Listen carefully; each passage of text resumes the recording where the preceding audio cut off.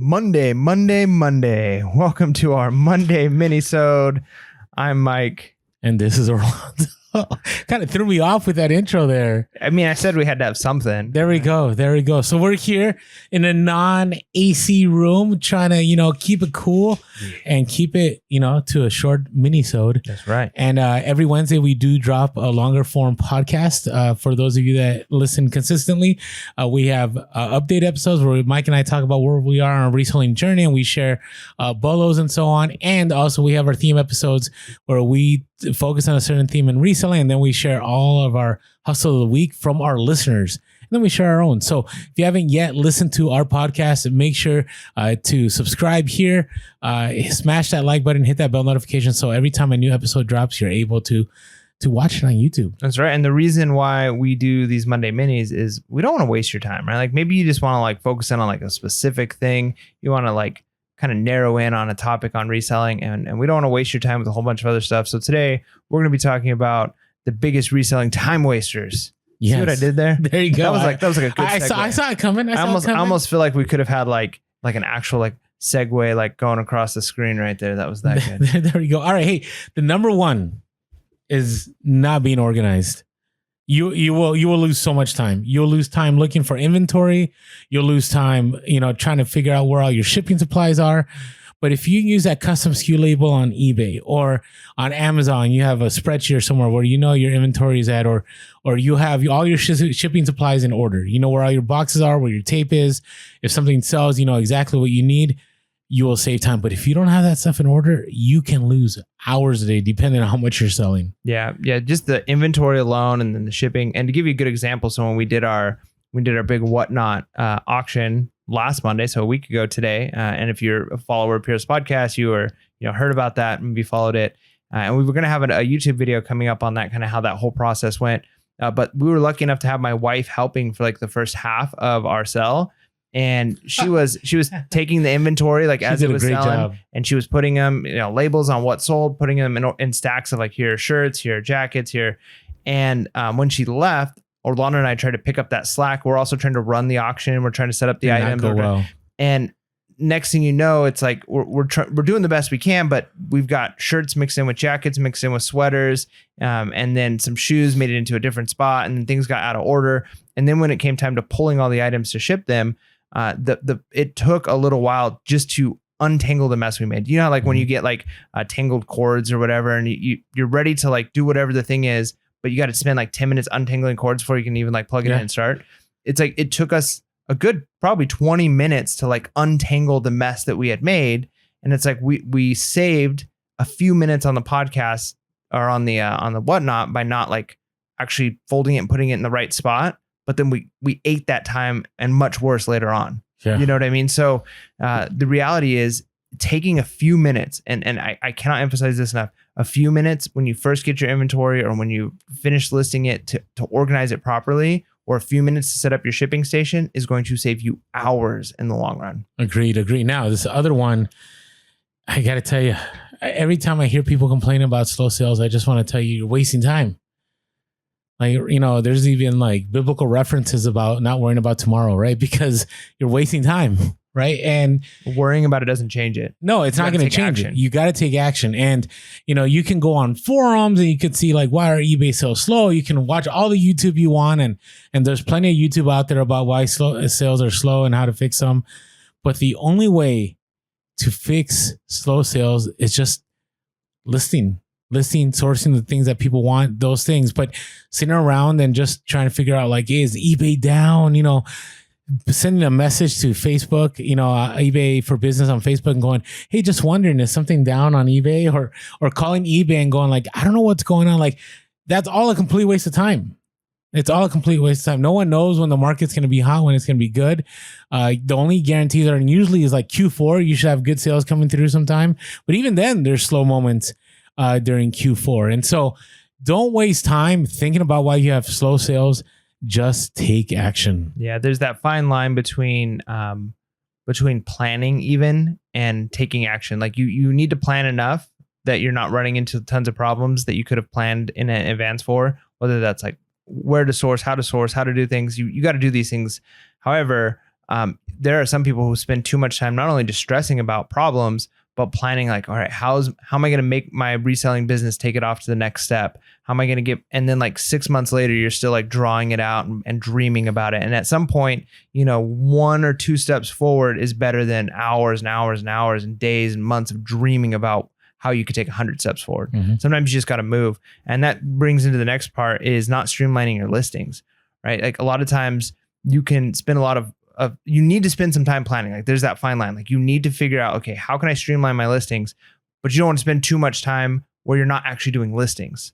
So there's that fine line there. But if you don't have a consistent or a setup organization for your listings, and it can be different for different people. For us, one of the things we like to do is we're sourcing enough things where we could say, hey, I'm going to have a small mini death pile of shirts and a small mini death pile of shoes and a mini death pile of little hard goods. And then tomorrow I'm listing all my shoes, and you've got your setup ready to go for shoes. The way you take the pictures, your light box, how you're doing the measurements, how you're putting in like it's all there. Maybe you're doing books on the next day. And so you already have your templates up and ready to go. But if you haven't streamlined how you're doing your listings and you sit down and you pull one book and you do that, and then you go grab one pair of shoes, and then you do that. And then you get like some electronic you have to test. That takes another 45 minutes. Yeah, you got to have like a set thing. Like I'm doing these things today. And maybe you're small enough where you're not to the point where you can streamline in that, but you can streamline in other ways. And you can say, hey, I'm going to take pictures of everything that I get the day that I get the items. And then within that week, I'm going to list them. And I do all of my listings on Tuesday nights because that's the night I have free because of babysitter or whatever the situation is. So you can still streamline your process, even if you can't do it in the way we were mentioning earlier. If you're not doing one thing multiple times when you're listing, you're going to lose a ton of time, right? Like the worst example would be you find something, let's say a clothing item, you take a picture of it, you do the measurements, you put together the listing, you make it go live, and then you get another another shirt, and you do that whole process. Instead, it should just be, I'm going to take all the pictures at once, and then I'm going to do all the measurements at once, and then I'm going to do all the listings at once. You'll be way more efficient streamlining your listing that way. So definitely do not waste time not streamlining. Now, the other one is fighting returns. This is something that's kind of controversial, but here's the deal. You won't win with eBay. Now, you'll win if you consistently take returns and you consistently don't put up a fight. But if you fight every single return, you will lose. You will lose. And here's the thing. People get caught up all the time like, oh, this person's trying to scam me, or, I send it this way and this person sent it back to me. Listen, just have a return policy, send it back, and that's it. Don't worry about it. Don't worry about it. Like, in the end, 99% of people on eBay are not trying to scam anybody. Now, there are scammers, but that's like the 1%. And those usually go away after a few weeks or months of selling. The other thing is all that time you're messaging with somebody back and forth, or somebody sends you and says this thing isn't working, and you're like, yeah, it was working when I last had it. Have you tried this? And they're like, no, I haven't tried that. Well, maybe you should. I don't think you should return it. Can we work on a partial refund? And they're like, no, I want the full return. And then you message them back again. You're like, yeah, but when I sent it, it was all good, and I'm not really accepting returns. You spend all this time messaging, and then you might go to a discussion board and you go like, hey, everybody, what do you guys think? I have this scenario running. What are your thoughts on this? And then you read all those comments, and then you go back and forth with people on this forum. And so you end up spending an entire hour and a half fighting a return when all you should have just typed is, I'm sorry things didn't work out. You're welcome to return it for a full refund. And that's it. Move on. Go do some more listings. Go do some more sourcing. And you'll recoup that money way faster than you'll ever recoup that money fighting the return. That's good. And then the next one and our last one is sourcing items and not listing them. This happens all the time. I'm so guilty. This is definitely us. The pot calling the kettle black on this one. We can't judge because I've definitely have a whole bunch of inventory in my death piles that I haven't listed because I know there's profit there, but it's not something I find I find like desire to list. I don't find it. Think of all the time we wasted sourcing the item, like negotiating it, putting it in our car, bringing it over, and I hate never listening. And I hate using terms like the idea, like it's almost cheesy, like it's not life-giving. Because honestly, I am not a believer. I know this kind of goes against some hustle culture. I'm not a believer that like you, in order for you to like your work to have meaning, that you have to like love and have this passion for what you do. And like, you can't even imagine doing anything else than this thing itself. Because sometimes work can be that thing. Like what I love isn't necessarily reselling. And I do enjoy teaching quite a bit. And there's times I love aspects of teaching, but what I love is I love providing for my family. I love 100%. I love being able to put food on the table, and I love being able to have my wife be able to buy the things she needs to buy for our kids without having to like come and like ask and us figure out the budget. Like I love that. I love knowing I'm setting up my kids and my grandkids' future. That I love.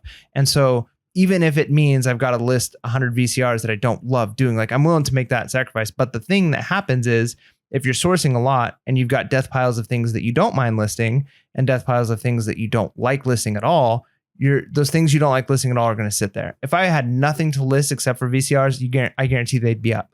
You know what I'm saying? But the fact is, every week I get more items of things that I enjoy listing more than VCRs. So the VCRs stay unlisted. So the point to be made is I'm not saying that you shouldn't pick up things that are profitable because you don't enjoy listing them. If that's all that you can source, if that's all that you have, then by all means do it, because you got to make that money. But if you know that it's going to sit and sit and sit and sit because you've got other things to do, don't pick it up. You're wasting money, you're wasting time, and you're wasting space. I've probably lost hundreds of hours going to garage sales, going to thrift stores, and then just never listing the item. So I spent all that time sourcing, and then I didn't make any money because I didn't list that item. So be careful out there. Make sure you're not wasting time. Make sure to stay organized. Make sure not to stress about slow sales, but take action. Streamline your listings. Stop fighting those returns. And make sure that if you source it, you list it. With that being said, make sure to be real, be relevant, and be reselling. Late. Peace.